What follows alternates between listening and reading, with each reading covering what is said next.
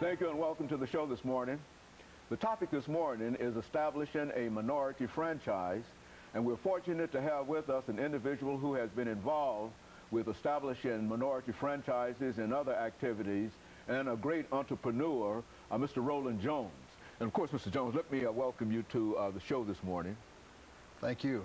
Pleasure to be here. And to tell you how delighted we are to have you here, Mr. Jones, and I think that we indicated up front that you are a great entrepreneur, and that might be outstretching it in a real sense, but as soon as you give us some information about your background, education, and some of your experiences within the context of establishing minority franchises, I think that people will understand what we meant when we said that you've really been involved and you are indeed a great entrepreneur. Let's start off by talking about your background, education, and some of the things that were important in terms of your life that led you to us today.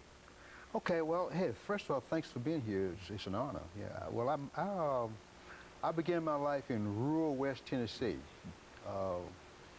back at around the outbreak of World War II. That's when I was born, and all my values were shaped there. And of course, I went on to graduate from high school in Memphis. And after college, I went into the military. And of course, after that, I taught in the Memphis City school system for 1 year. And while I was doing that, I was attending broadcast school at night.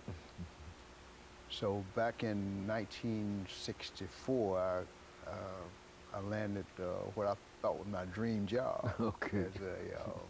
As a radio announcer in the Mississippi Delta. And of course, that didn't work out too well. I enjoyed it, but there were some restrictions on things I could do, and I wasn't pleased with that. And as a matter of fact, I ended up getting fired.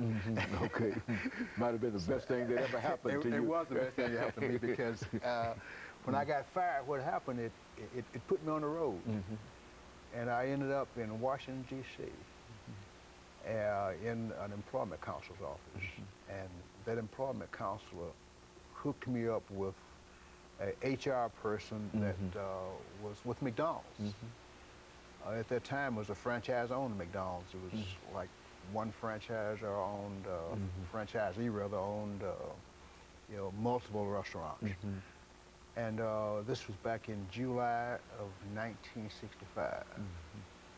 I started with McDonald's as a management trainee. My graduating date of college. Go on. Is that right? Yes, I can relate to that time and that period very well. Go on. Yeah. Well, you know the area there. Yeah, I know exactly. The era.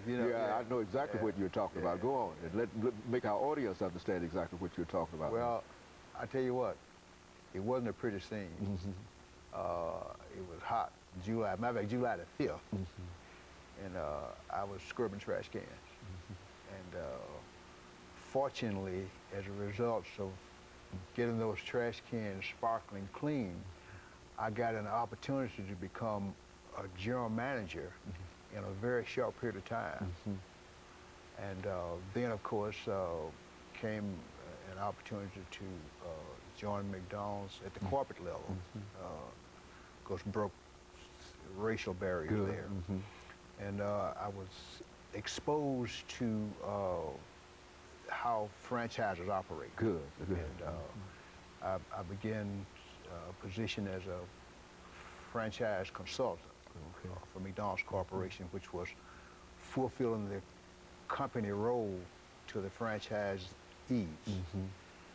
And that position led me to a higher level position. And after that, which like 12.5 years, I came to Nashville. Okay.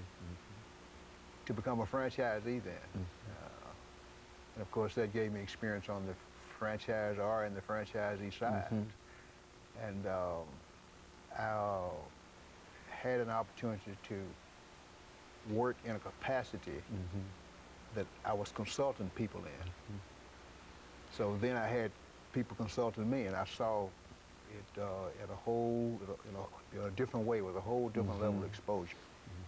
And having the opportunity to meet the leader, which was Ray Kroc, founder of McDonald's Corporation, and hang out work around it with people like that. Okay, and Yeah. we're getting ready for our first commercial break, but let's, when we come back, let's talk about your relationship with Mr. Kroc and some of the other things that you being the minority in that kind of situation and how it felt in reference to how they reacted to you.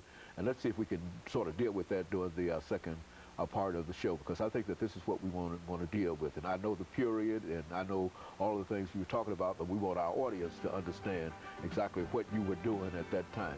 And we'll be back with our audience following this very, very short commercial break.